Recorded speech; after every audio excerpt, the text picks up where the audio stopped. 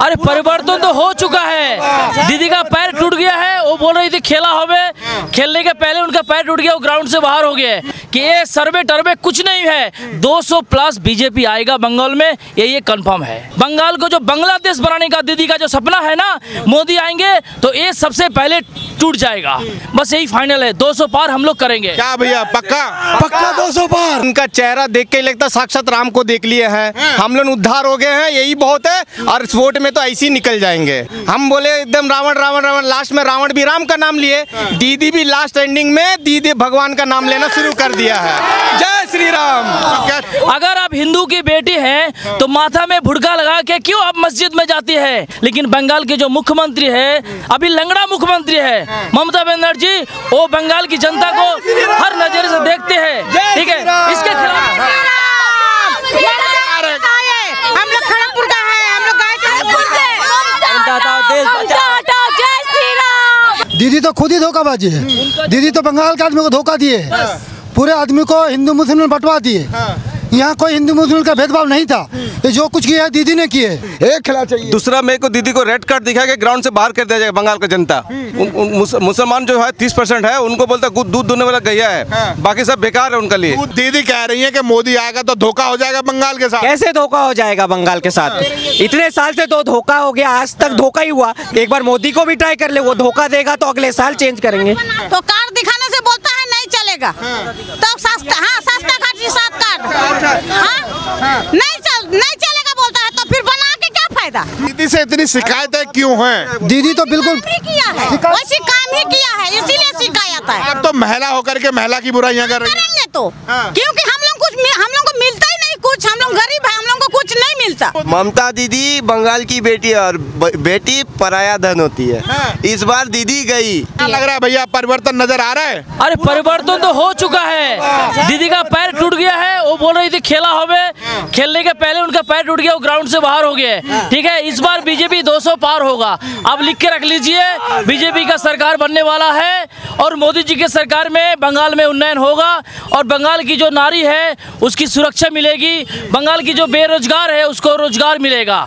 ये तो कंफर्म है। तो क्या लग रहा है जो 200 पार का नारा आप दे रहे हैं, भरोसा है कि इतना आएगा? क्योंकि सर्वे वाले तो कह रहे हैं 100 के आसपास ही अटक जाएगा। छोड़िए, अगला लोकसभा इलेक्शन, पिछला लोकसभा इलेक्शन में ना ये सर्वे वाले बोले थे कि भाजपा ने बंगाल में 2 या 3 सीट मिलेगा। हम लोग 18 लेके आए थे ना, आप लोग भी देख लिया गया कि ये सर्वे टर्वे कुछ नहीं है। 200 प्लस बीजेपी आएगा बंगाल में, ये कंफर्म है। दीदी मोदी को दंगाई बताती हैं। अरे दीदी क्या मोदी को दंगाई बताएंगे? आप धूलागढ़ देख लीजिए और इधर आप मुर्शिदाबाद में देख लीजिए, यहाँ पे हम लोग दुर्गा पूजा नहीं कर पाए हैं, स्कूल में हम लोग सरस्वती पूजा नहीं कर पाए। इससे ज्यादा कौन सा सांप्रदायिक पार्टी होगा बोलिए बंगाल में? मोदी आ जाएंगे तो ये दुर्गा पूजा कर पाएंगे? एकदम कर पाएंगे, एकदम कर पाएंगे। और ये जो बंगाल को जो बांग्लादेश बनाने का दीदी का जो सपना है ना, मोदी आएंगे तो ये सबसे पहले टूट जाएगा। बंगाल को हम लोग बांग्लादेश नहीं होने देंगे। बांग्लादेश बनने से पहले जय बांग्ला और खेला होवे तो नारे तो वहाँ से उठा ही लिए ना। अरे नारे तो उनका अपना है, नारे तो उन्हें खेला होवे, हम तो पहले बोले थे ना कि उन्होंने बोला कि खेला होवे, खेलने के पहले ही उसको उनका पैर टूट गया, ग्राउंड से बाहर हो गया। तो व्हील चेयर से सिंपैथी तो हासिल कर रही है? कुछ नहीं सिंपैथी, बंगाल का जनता ने सोच लिया है कि बंगाल में मोदी जी का हम लोग गवर्नमेंट बनाएंगे, बस यही फाइनल है। 200 पार हम लोग करेंगे। क्या भैया, पक्का पक्का 200 पार। दीदी जय श्री राम के नारे से क्यों चिढ़ती हैं? दीदी की बांग्लादेश का जो मैन्युफैक्चरिंग यहाँ बनने वाला है वो नहीं बन पाएगी।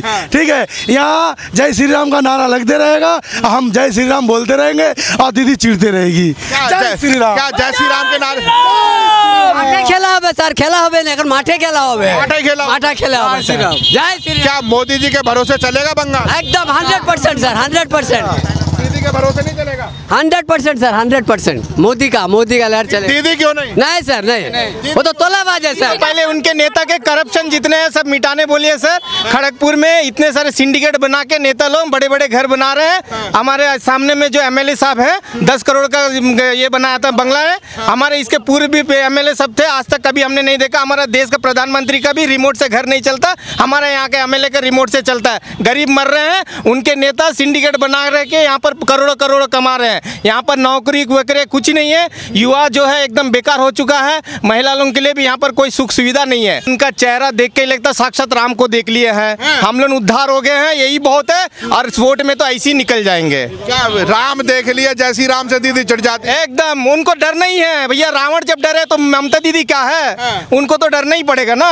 हाँ, क्या लग रहा है आपकी बार जो अब दीदी हैं, अब मंदिर जा रही हैं, फिर हर हर महादेव चंडी का पाठ भी कर रही हैं? यह एक कहावत है ना, हम बोले एकदम रावण रावण रावण, लास्ट में रावण भी राम का नाम लिए, दीदी भी लास्ट एंडिंग में दीदी भगवान का नाम लेना शुरू कर दिया है। जय श्री राम।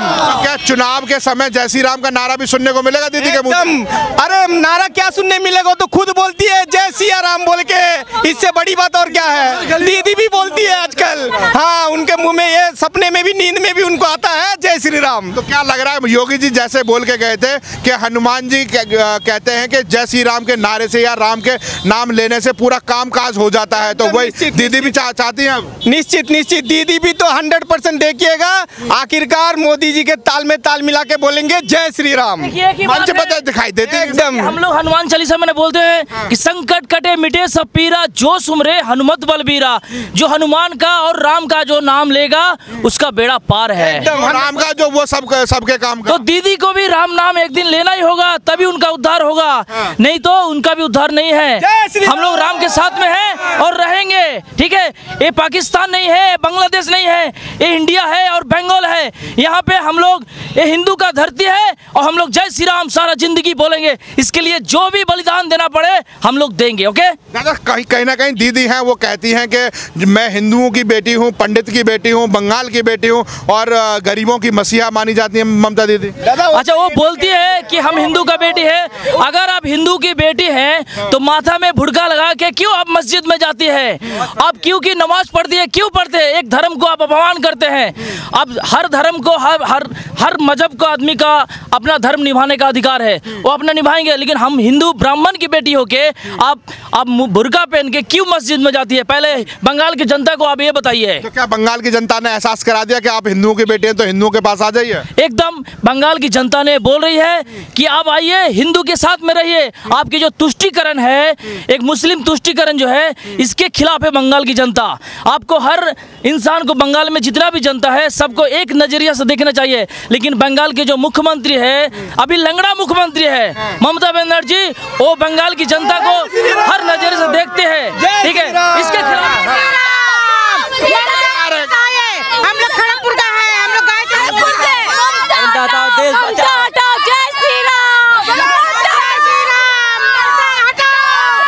ये जन जन की बात है, ये चलती हुई गाड़ी जन जन की बात है और ये हमने आपको 20 से 20 लोगों की बातें दिखाई हैं।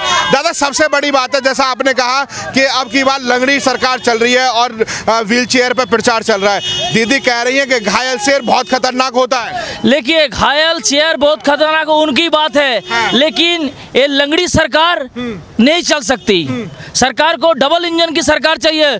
अभी मोदी जी ने बोला, यहाँ पे जो बीएनआर ग्राउंड में जो मोदी जी का सभा हुआ, यहाँ पे उन्होंने बोला कि डबल इंजन का हम लोग को सरकार बनाना है। तो बंगाल की जनता को हम लोग अपील करना है कि आप लोग बीजेपी के साथ आइए और भाजपा को वोट दीजिए और डबल इंजन की जो सरकार है उसको बनाइए, यहाँ का विकास को बढ़ाइए और यहाँ का बेरोजगार को नौकरी दीजिए। यहाँ पे इंडस्ट्री होना चाहिए और यहाँ की जो नारियाँ है, हम लोग को माँ बेटियाँ है, इनका इज्जत का सुरक्षा मिलना चाहिए। हम लोग को यही दीदी कहती है अगर भाजपा आई तो बंगाल के साथ सबसे बड़ा धोखा होगा। वो उनकी मर्जी है, क्योंकि बंगाल के बाद धोखा होगा, उनकी मर्जी है। उनका जो बंगाल, दीदी तो खुद ही धोखाबाजी है। दीदी तो बंगाल के आदमी को धोखा दिए, पूरे आदमी को हिंदू मुस्लिम में बंटवा दिए। यहाँ कोई हिंदू मुस्लिम का भेदभाव नहीं था। ये जो कुछ किया है दीदी ने किए। कैसा किया दीदी ने? दीदी ने मुसलमान तुष्टीकरण करके हिंदुओं को एक तरफ अलग कर दिए। पूरे वोटों के लिए मुसलमान भाइयों को, हम लोग मुसलमानों के खिलाफ नहीं है, हम लोग यहाँ हिंदू मुसलमान सारे इकट्ठा मिलकर रहते हैं। लेकिन इन्होंने जो हिंदू मुसलमान का जो कार्ड खेले हैं, इसको लिए आदमी का दिमाग में और खराब प्रभाव फैला दिया। तो इसलिए हम लोग दीदी का सरकार नहीं चाहते, हम लोग मोदी जी का सरकार चाहते हैं। अब कह रहे हैं कि हिंदू मुस्लिम की बात कर रहे हैं, अब दीदी तो आ रही है ना मंदिर। नहीं, दीदी बिल्कुल नहीं, मंदिर वो नाटकबाजी है दीदी का। दीदी का नाटकबाजी, वो नाटकबाजी नहीं चलेगा। दीदी यहाँ नाटकबाजी दिखाते हैं। वो जब उसका जब वोट का टाइम आता है ना, जब उसका वोट का टाइम, तो हिंदुओं का मंदिर का याद आता है। जब राहुल गांधी का जैसे आया था, जब मंदिर का याद आ जाता है, और जब वोट चला जाता है तो वो भूल जाता है। जब मंदिर आता, मंदिर में जाएगा, वो मंत्र पढ़ता है, गायत्री, वो भी भूल भाल।